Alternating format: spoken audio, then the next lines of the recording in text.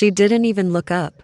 That was the part that got me, not the words. Not the security guard hovering by the door like he'd rather be anywhere else on earth. Not the junior HR rep behind her, pale as paper, clutching his folder like it was a life jacket. It was that she didn't look up. We're terminating you, effective immediately. Just read it off her iPad, flat, rehearsed, like she was returning a sweater. Not ending a 20-year career. Her Slack account was still loading in the background. Day one, I stood there and watched her blonde ponytail. Fresh manicure, resume printed on thick cream cardstock like she was applying to be the queen of something. MBA confidence worn like a costume. The kind of confidence that gets handed to you with a last name, not earned in a boardroom at a M when the investors are threatening to walk. She had no idea what she'd just done, and honestly, I almost felt sorry for her. Almost. I didn't argue. I didn't beg. I didn't give her the scene she was quietly hoping for. I stood up slowly, adjusted my jacket, looked her in the eye, really looked, and she finally glanced up from her screen, for just a second, just long enough for me to say, I want to do this right. Tell your father-in-law. The board meeting in 3 hours should be very interesting. Then I walked out, past the HR rep, who looked like he was watching a building catch fire in slow motion, past the security guard, who honestly seemed more confused than concerned, past the framed photo of the founding family hanging in the lobby, the one that, funny enough, somehow left out, the woman who actually wrote the bylaws they built their entire empire on. The ink on her onboarding packet was probably still wet, and she had already made the biggest mistake of her life. Here's what you need to understand about me. My name doesn't appear in the glossy company brochures. It's not on the About Us page. There's no conference room named after me. No plaque on the wall. I was the shadow in the scaffolding, the clause buried in the contract. The phone call you made at midnight when the sec started circling, and you needed someone who knew where everybody was. Buried, legally speaking. I never wanted the spotlight. I wanted something far more dangerous than that. I wanted equity. It started when this company was two folding chairs, a whiteboard, and a founder who genuinely believed that compliance was someone else's problem. He was a visionary, the kind who could inspire a room to tears and then accidentally wire 6 figures to the guy who painted the break room. He needed someone to save him from himself. That was me. I streamlined, stabilized, quietly, held the whole thing together while he got the credit and the cover stories. And when he offered me a VP title as a thank you, I said no. Give me stock instead. He laughed. Said, you'd rather own the ceiling than sit under it. Exactly. I told him. By year 3, I held 18%. By year 8, 41. The CFO left in a screaming match over misallocated funds. His mistake. He needed cash fast. Divorce is expensive. I bought his shares at a discount. Then came the founder's brother. The lawsuit. The spectacular, very public failure of a lawsuit. He wanted to settle quietly. I took 31% in exchange for an airtight NDA and a promise that the family's offshore situation would never see daylight. 72%.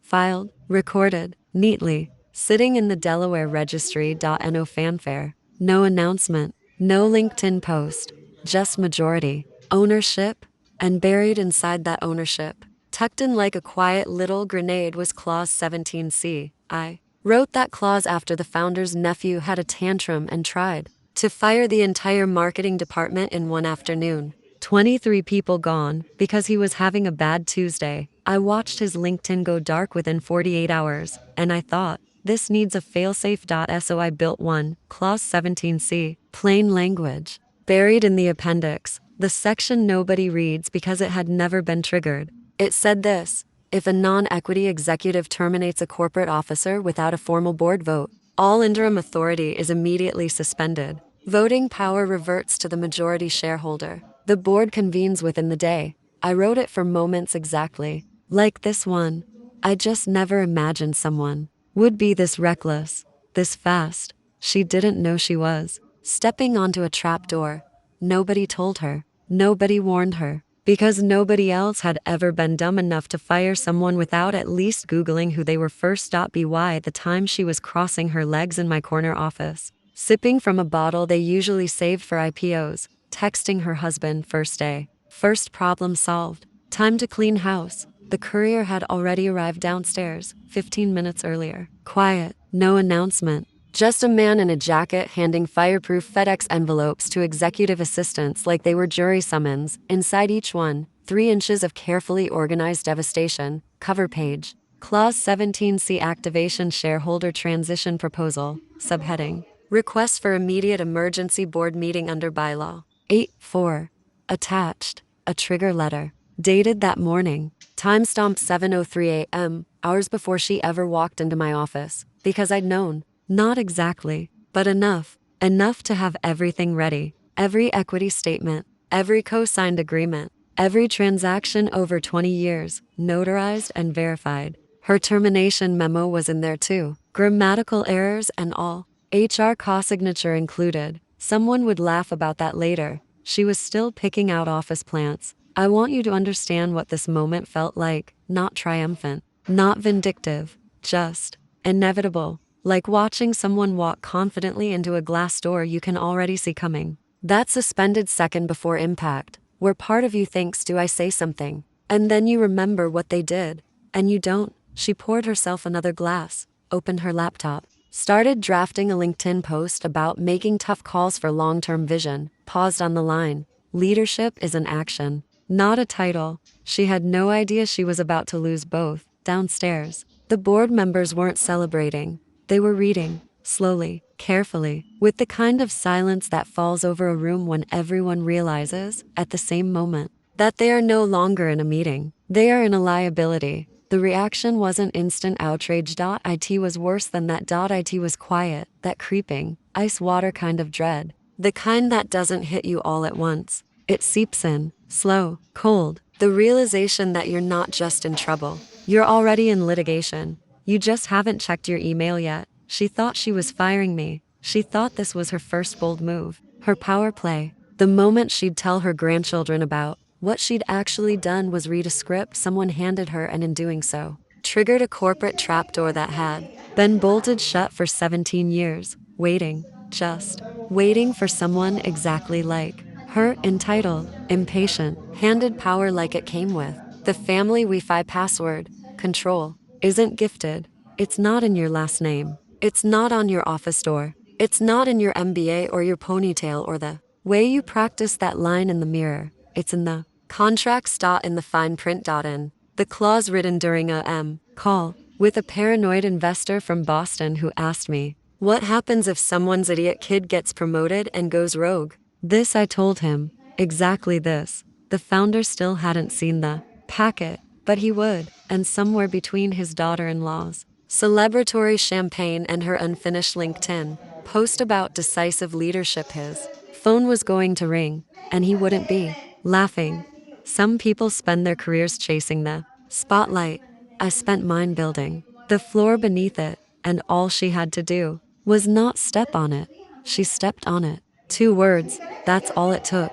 The founder's personal attorney was a man who had seen everything: hostile takeovers, shareholder wars, federal investigations, the kind of legal disasters that make grown men cry in parking garages. He did not cry easily, but when he reached the key phrase buried in Clause 17C, suspension of executive authority upon unilateral termination by non-equity appointee, he stopped reading, set the packet down, and said, out loud, to no one in particular, oh no, then, quieter. Oh no, the board had no choice. That was the part nobody could argue around. This wasn't a suggestion. It wasn't a memo to be tabled until next quarter. The clause carried a legal mandate: an emergency board meeting within 3 hours of activation. That timer had already started. I made sure of that. I didn't need to be in the building. I didn't need a badge, a parking spot, or a seat at any table. The law was there. The contracts were there.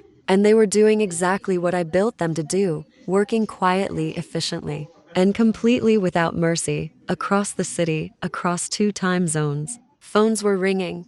Board members were canceling golf games, pushing back quarterly reviews, calling assistants with that particular tone of voice, clipped, controlled. The one that means something is very wrong, and I cannot say it out loud yet. They weren't angry. They were scared, because Clause 17C doesn't care about your feelings. It doesn't care about family dinners or who married whose son or whose name is on the building. The moment it activates, It stops being a corporate disagreement and starts being something far more serious: fiduciary duty, voting rights, SEC exposure, personal liability. Their names were on filings they hadn't looked at in years. And suddenly, sitting there in black and white, was a number they'd quietly tried to forget: 72, majority shareholder voting control mine, clause trigger, emergency recall of all executive appointments, made in the prior 48 hours, immediate, revocation of any authority not sanctioned by the board. My authority reinstated the moment hers was voided, and the clause, this was the part I loved most, was irreversible, once filed. No take back button, no panicked retraction, no tearful apology memo that quietly made the whole thing disappear. An investor had insisted on that detail years ago. A paranoid, brilliant man from Boston who looked me dead in the eye over cold coffee and asked, "But what if they just say sorry and undo it?" I smiled. "They can't," I told him. "That's the whole point." Meanwhile, upstairs, she was trying to figure out how to access the internal financial systems. She'd sent a Slack message to IT, cheerful, decisive, the digital equivalent of a new substitute teacher taking attendance. "Hi, please deactivate all system access for redacted. Immediate lockout. Full sweep." No signature, no explanation. Just corporate authority typed with fresh manicured nails and punctuated with a smiley face. A smiley face, like emojis could patch a legal sinkhole. She CC'd 3 directors. Added that little yellow circle at the end, as if it softened anything. As if the board members currently rearranging their entire Tuesday to deal with her mistake would see that emoji and think, well, at least she seems friendly. The ID director saw the message at 9:22 a.m. He read it once, then he opened the real system, not the polished dashboard the executives used for presentations. The clean, color-coded one, designed to make everyone feel informed and in control. The back end, the bones, and there, in plain, bold text, was a list that made his stomach drop. Primary System Administrator. Redacted. Compliance Authority Token Holder. Redacted. Legal digital signatory for all contractual binding. Redacted. Shareholder registry control. Redacted. Equity stake access 70.0%. Redacted. He sat very still for a moment.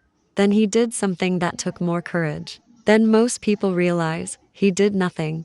Didn't freeze the account. Didn't send a reply. Didn't even acknowledge the message. He just picked up his laptop, gently, carefully, like it was evidence, walked it to the legal team's office, set it down on the desk and said, "If I lock her out, we lose access to 3 compliance tools, 7 investor portals, the SEC auto-filing API, and the entire shareholder ledger." Legal didn't even look up. "Don't touch it." 10 minutes later, she walked right past both of them in the hallway, clipboard in hand, heels clicking, head up, acting like she ran the place. Neither of them said a word. The building had gone quiet, the kind of quiet that doesn't feel like peace. It feels like a held breath, like everyone knows something, and nobody is going to be the one to say it. A hospital corridor before bad news. Back in the corner office, my corner office, she returned to her LinkedIn draft. Read it aloud, slowly, like she was rehearsing for an audience that didn't exist yet. "Today, I made my first difficult decision as Chief Strategy Officer. Leadership means prioritizing the health of the organization, even when it's uncomfortable. I'm proud of our direction. Hashtag leadership. Hashtag strategic thinking. Hashtag next chapter." She paused, added one more line. "A new era begins." Cursor blinking, her finger hovered over post, and then she stopped, because something was wrong. She couldn't name it yet, couldn't point to it. Just a feeling. The particular unease of a room that was supposed to be celebrating and wasn't. Her inbox had gone still. No messages from legal. No congratulations from the board. No replies from the 3 directors she'd CC'd an hour ago. Nothing. She tried accessing the cap table, error. She tried approving her own expense report, denied. She tried scheduling an internal leadership memo through the company communications system, blocked. The systems weren't glitching, they were rejecting her, one by one, quietly, without explanation. Like a building that had decided all on its own that she didn't belong there. And then her phone buzzed. Unknown number. One text. She opened it. The lead investor. "What's happening over there?" I thought she was untouchable. She read it twice, mouth dry, checked. The sender again, lead investor, confirmed, the same man who had flown across the country last year, privately, to personally ask me to mediate a merger that would have collapsed without me. Untouchable. That word.it wasn't about her. It had never been about her. It was about the woman she had just tried to erase. The woman still listed as primary signatory on every system. The woman whose name appeared in the registry like the root directory of a network this girl had never even learned to log into. The woman who, according to the cap table archived in the investor portal, still owned the place. She looked at her LinkedIn draft. Today I made my first difficult decision. She backspaced. All of it. Gone. The post stayed in drafts. She didn't close the window. Didn't move. Just sat there, pale, one hand frozen on the mouse, staring at a blinking cursor in an empty text box across the building. The ID director was quietly copying the full system registry onto a secure drive. He labeled it simply, per clause 17C, across town. The founder's face was buried in both hands, and in the boardroom, the chairs were filling one by one, slowly, deliberately, with people who had spent their morning canceling everything to come sit in a room and deal with the consequences of a single signature. Hers. She had walked into that office this morning, believing she was making history. She was, just, not the kind she'd imagined. Not the kind you put in a LinkedIn post or mention in an interview about bold leadership and decisive action. The kind you spend years trying to explain. The kind that follows a last name like a shadow. There's something business school cannot teach you. You can study every case, memorize every framework, graduate at the top of your class and walk into a boardroom like you own it. But power doesn't care about your GPA. It doesn't care about your title, your ponytail, your father-in-law's last name, or the way you practice that line in the mirror before you said it. Power lives in the paper. In the clauses nobody reads. In the signatures collected quietly at a over 20 years by a woman whose name never appeared in the brochures. She thought she was deleting me from the system. What she didn't understand, what no one had ever told her, was that I was the system. Every login, every compliance tool, every investor portal, every SEC filing, every contractual binding document that kept this company standing, all of it, rooted to my name. And you don't delete the root, you don't fire the foundation, you don't walk into someone's house, hand them a box, and call it yours.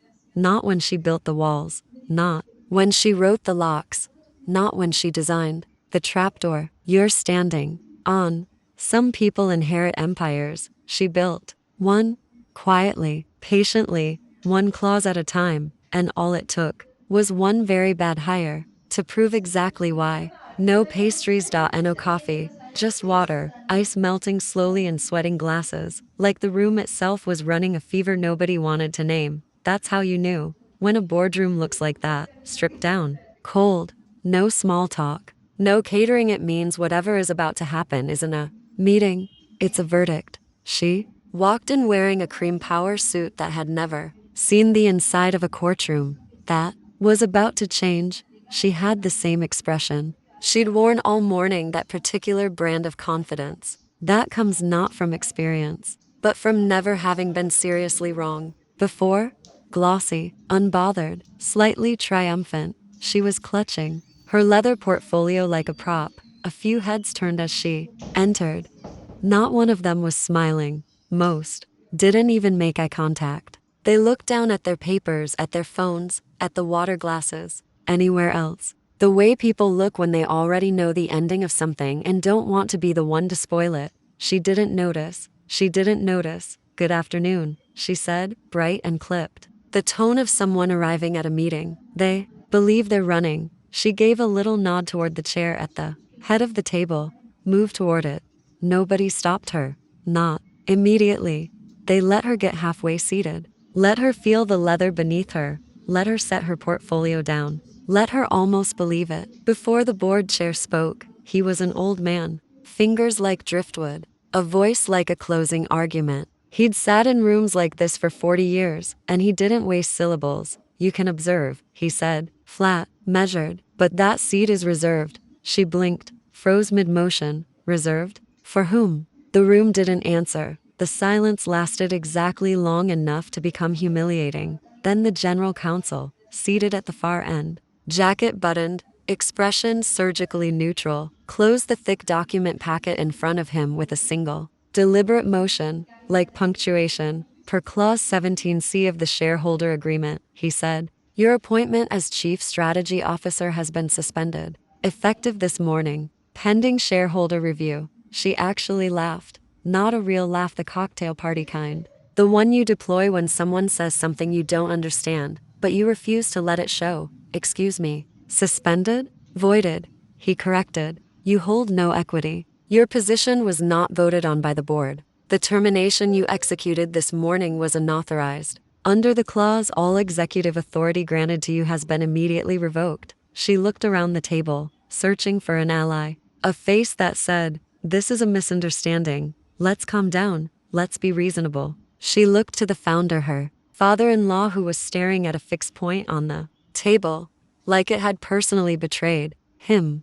She looked to the CFO. He was scrolling his phone, scrolling like he'd rather be reading terms and conditions than witness this. She looked to her husband. He wouldn't meet her eyes. He was sitting completely still, jaw tight, attempting to become invisible in a chair that cost more than most people's cars. Her voice caught. I don't understand this clause. Wasn't it just a contingency? No one's ever actually used it before. The legal counsel adjusted his glasses slowly. It's an effect. It was activated with full documentation. Time-stamped at 7:03 this morning. Notarized and distributed to every board member and investor. Before you ever signed that termination memo. Before she signed it.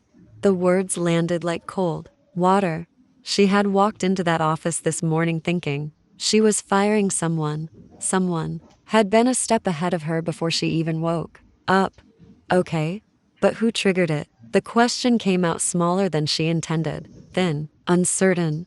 Nobody answered. The silence stretched, pressed against the walls. The kind of quiet that has weight to it, that pushes back against you. She turned to the founder, eyes wide now, pleading. He still didn't move. Finally, the board chair leaned back slowly in his seat, the leather groaning beneath him like it had an opinion. She did, he said simply. The one you tried to erase. Her name was never spoken. It didn't need to be, because she was already everywhere in that room. In the documents they were holding, in the emails they'd spent the last 2 hours rereading, in a clause written years ago that had just detonated quietly, precisely, exactly as designed. She hadn't set foot in the building, and somehow she was the only person in it. The daughter-in-law stood at the edge of the room, and for the first time all day, she looked exactly like what she was, young, lost, like a person who had confidently opened a door and walked directly into someone else's trial, only to find their own name on the docket. But she's not even in the company anymore, she tried, voice smaller now, almost a whisper. I terminated her this morning. The legal counsel looked at her with something that wasn't quite pity and wasn't quite contempt, but lived exactly in the space between. She was never just in the company, he said quietly. She is the company. The board chair gestured toward the far end of the table. Not the head, the far end. If you'd like to observe, he said. Please sit there, quietly. She moved like someone walking into a wake. Her heels, the same heels she'd clicked confidently down these hallways all morning, now sounded too loud, too sharp, too much. She sat. She did not speak again, and when she finally looked back toward the head of the table, she saw it for the first time. An empty seat, and in front of it, a gold-plated name card being set down carefully, almost reverently by a silent assistant, reserved for someone who hadn't arrived yet, whose absence somehow was louder than anything that had been said. A T to 59 p.m. The door handle turned, slow, deliberate. The room tightened. Every shoulder, every jaw, even the daughter-in-law stopped fidgeting with her pen. Nobody spoke. Nobody breathed. A T exactly 3 o'clock p.m. The door opened. She didn't rush. She never rushed. She wore the same black suit she'd worn to 100 rooms like this one, tailored precisely, quietly powerful, the kind of clothing that doesn't announce itself because it doesn't have to. No jewelry beyond what was necessary. No performance. No grand entrance. Energy. Just presence. The rare specific kind that fills a room without asking permission. She didn't smile. Didn't nod. Didn't pause to read the atmosphere or gauge the reaction. She walked straight to the head of the table. The chair the founder hadn't dared touch since the claws landed this morning like a quiet earthquake. She placed her leather folder in front of her, didn't sit, just opened it, and read. Her voice was calm, not theatrical, not triumphant, not cold, just fact. As majority shareholder, she said, I formally request a binding vote to rescind all executive appointments made in the prior 48 hours, pending full shareholder review. The words didn't echo. They didn't need to. They simply settled, like something that had always been true, finally being said aloud. The silence after was different from the silence before. Before, the silence had been tense, electric, anxious. The quiet of people waiting for a storm. This silence was something else. This was the quiet after the storm, when the damage is done, when everyone in the room is standing still, taking inventory of what's broken and what's left standing. The board chair cleared his throat. Motion received, logged, entered into record for immediate consideration. Still, no one moved. The founder sat hunched over his water glass, staring at it like he was trying to remember how he got here. He looked smaller than he had at the start of the day, like someone had quietly reached into his chest sometime in the last 3 hours and removed the thing that used to make him feel large. He had spent decades building something, and in the time it took to drink a celebratory glass of champagne on the 20th floor, someone he trusted had nearly dismantled it. Someone he'd handed a gun to, who didn't even know it was loaded. She still hadn't sat down. She stood at the head of the table, folder open, pen in hand, and waited, patient, unhurried, the way you can only wait when you already know the outcome. Because she didn't come here to fight. She didn't come here to humiliate anyone, to perform, to deliver a speech she'd rehearsed in a mirror. She came here to do what she had always done, work quietly, precisely, without applause, the same way she'd built the table they were all sitting at, across the room. The daughter-in-law sat at the far end, hands folded, cream suit wrinkled. Now, portfolio unopened, her LinkedIn post was still in drafts. The champagne upstairs had gone flat, and the name on the gold-plated card at the head of the table wasn't hers. It had never been hers. You can walk into someone's story with all the confidence in the world.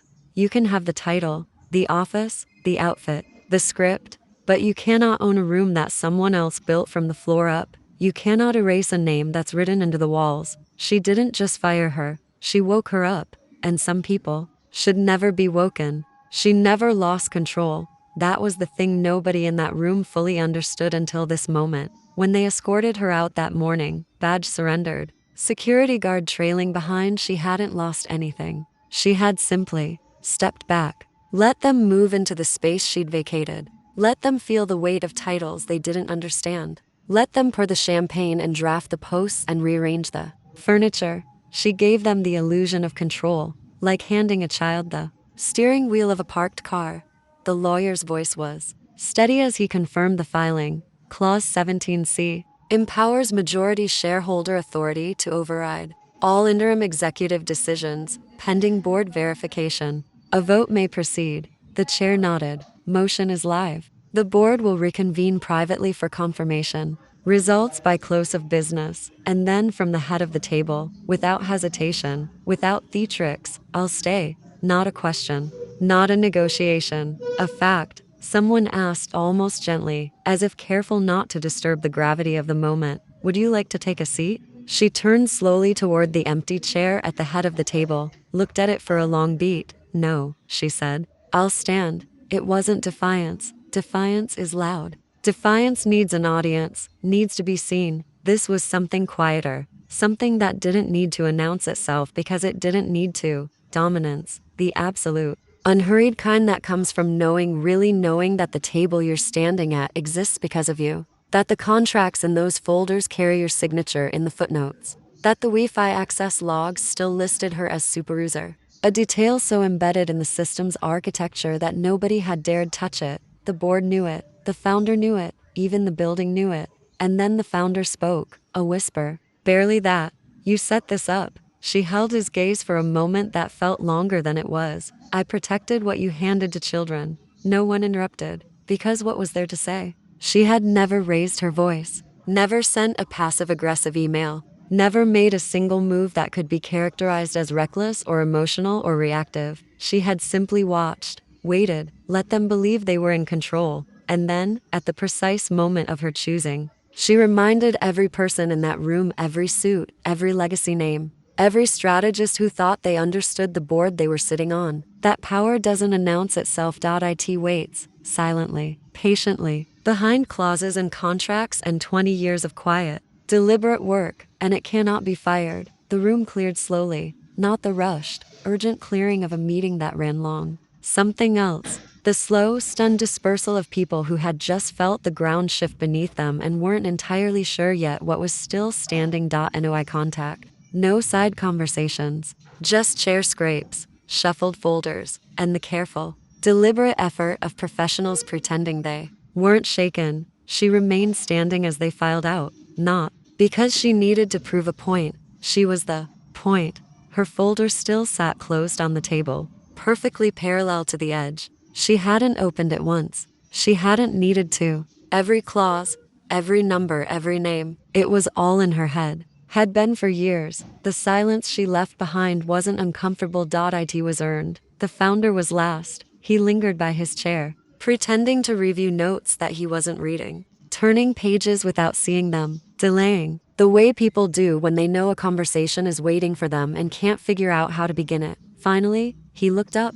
Can we speak privately? The side room off the boardroom was small, meant for sidebar conversations, bonuses, usually informal agreements made before formal votes. She'd sat in it dozens of times. He sat down heavily. She didn't. For a long moment, neither spoke. Just the hum of the HVAC system, the distant mechanical beep of a printer somewhere in the hallway, the particular silence of two people who have known each other for decades and have run out of pretending. He broke first. I don't know what to say. You don't need to say anything, she replied. You need to choose. She opened the folder for the first time, placed two sheets on the table, side by side. No theatrics, no preamble, just terms. Left page, a buyout proposal, her 72% stake, 10 times current valuation, clean exit, no litigation, no clause left embedded in what remained. He could keep the building, the name, the legacy story he told himself at night.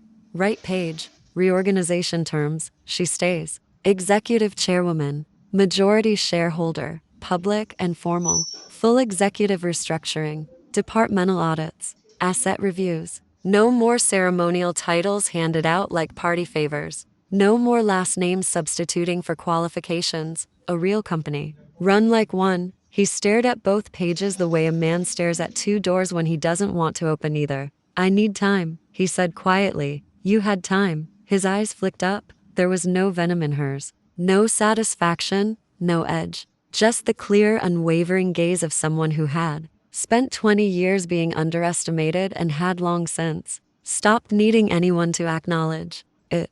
I never meant for it to reach this point, he said, weakly, like he was trying it out to see if it landed. She tilted her head slightly. Then you should have read what you signed. That line didn't land like an insult. It landed like a diagnosis, accurate, quiet, impossible to argue with. His hand drifted toward the buyout sheet, hovered above it, then retreated. You'd really just walk away? After everything? Clean house or sell, she said simply. But I will not watch this place erode under the weight of names that never earned it. He flinched, because her name had never been on the plaques, never in the brochures, never in the press releases or the anniversary videos or the framed photo in the lobby. But it was in everything that made the company legal, every contract, every bylaw, every compliance filing that had kept regulators from asking harder questions. Her name lived in the footnotes that held the empire together, the parts nobody read until something went wrong. Is this revenge? He asked, mostly to himself. She didn't answer immediately, because it wasn't revenge. It was never revenge. Revenge is emotional. Revenge is reactive. Revenge needs the other person to suffer in order to feel like resolution. This was something different. This was structure, consequences, the quiet, inevitable kind that arrives when you ignore a slow leak long enough that one day you look down and realize you're standing in the flood. How long do I have? He picked up the buyout page, folded it once, neatly, like he'd already decided, but needed the gesture to make it real. Formal offer tonight, she said. 24 hours. She turned to leave Dottie the door. She stopped, didn't turn fully, just paused, hand on the frame, voice quiet and steady. One more thing. He looked up when she walked into my office this morning and fired me. A beat. She didn't make a mistake. She made a choice. Then, she walked out and left him alone with the one thing he had never been comfortable sitting with, the truth that he had never actually been in control, not for a long time. The next morning, the building felt different, not louder, not quieter, stripped, like someone had peeled back years of carefully maintained pretense and exposed what was always underneath. The original architecture, the actual blueprint. There was no company-wide announcement, no celebratory Slack message, no donuts in the break room with a vague congratulatory note attached, just a single calendar update, pushed to every device in the building at 7:58 a.m. emergency transition. Debrief executive attendance mandatory. The founder didn't show. His resignation email arrived 5 minutes before the meeting began, after many meaningful years. I am stepping down for personal reasons. I have full confidence in the board and shareholders to guide the company forward. Nobody replied. Not one person. The daughter-in-law arrived at 8:57, muted gray blazer, flat shoes, no portfolio, eyeliner slightly smudged in the corner. The kind that tells you someone either didn't sleep or cried, and then tried to fix it and gave up. Her badge didn't beep when she reached the main conference floor. The security guard approached her, the way people approach someone, standing at the edge of something carefully, quietly, leaving room. She didn't argue, didn't ask to speak to anyone, didn't perform the indignation that might have come naturally the day before. She just handed things over, badge, company phone, the office key that had never really belonged to her. As they walked her through the lobby, she glanced up at the digital display board above reception, the one that used to scroll executive names in polished, animated text. It had already been updated. One line, executive chairwoman appointed by majority shareholder. No photo, no biography, no fanfare, just the title, and the name beneath it. At 9 o'clock am sharp, a new team filled the boardroom. No legacy climbers, no ceremonial appointments, no one whose primary qualification was knowing the right last name. A precise, capable group, investor appointees, governance specialists, people who had rebuilt companies before and didn't need a ribbon-cutting ceremony to feel like they'd accomplished something. Legal sat beside compliance, finance beside governance. No inspirational posters, no empty titles, no comfortable illusions. She entered last. No announcement, no pause for effect. She walked straight to the head of the table. This time, she sat, and they got to work. Audit procedures, equity realignment, contract reviews, the quiet, meticulous, unglamorous labor of rebuilding something the right way, the way it should have been structured years ago. If anyone had been paying attention. At one point, someone smiled and said, "We should frame Clause 17C, put it on the wall." She didn't laugh, just nodded once. Make sure it's visible. The meeting ended on schedule. No applause, no press release, no moment designed for optics, just movement, purpose, a room of people who understood that real leadership doesn't announce itself, it simply begins. She gathered her folder and walked the same hallway she'd been escorted down 24 hours earlier. Same tiles,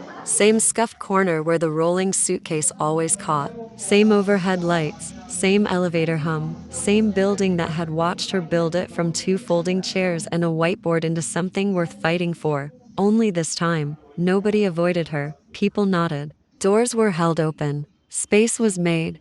She passed the ID office. The director looked up, gave a quiet thumbs up. Admin rights fully restored. Already rerouted. She didn't stop walking. She passed the compliance wall and noticed, without breaking stride, that the outdated org chart had been taken down. Whoever removed it had left the nails in the drywall. She didn't mind. Some things leave marks. That's how you know they were real. In the lobby. She stopped at the reception desk for the first time, set her folder down, looked at the receptionist. Same woman, same desk. Someone who had watched 20 years of this company pass through these doors and smiled. Not a triumphant smile, not a performance, just real, quiet, human.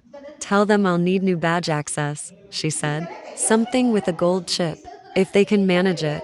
Then she picked up her things and walked out through the front doors, not because she had returned, but because she had never truly left. Her name was in the walls, in the contracts, in the digital registry and the compliance filings and the shareholder ledger and the clause nobody read until the day someone was reckless enough to trigger it. She didn't need a plaque. She didn't need a photo on the About page or a conference room named after her or a paragraph in the company history that gave her credit. She had something better. She had the architecture. And now, finally, everyone in that building knew exactly who had built it.